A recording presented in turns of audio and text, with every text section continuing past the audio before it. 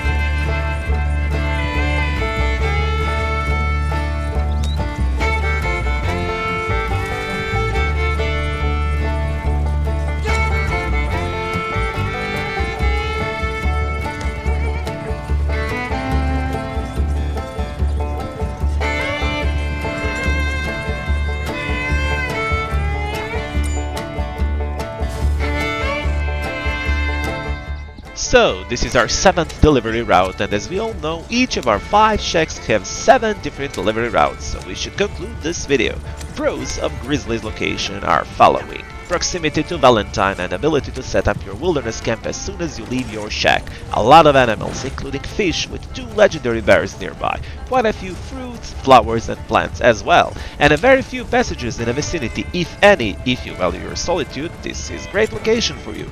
Now, not sure if this has any value for you right now in Red Dead Online, but still it is worth to mention if some people get back to the game. On the other hand, let's say a downside are a bit tricky deliveries. Still, in the last couple of months while I was moving my shack around, I can comfortably say these are not by far the worst delivery routes in the game. And if you'd ask me if this location is suitable for new Moonshiners, it might be, but a bit more experienced players might enjoy it to the fullest. This incredible location is, in my opinion, ranked 3rd as an adequate challenger to the 2nd placed shack. But this is just my opinion though. And actually this is it regarding Grizzlies shack, guys. See you in the next episode. Cheers!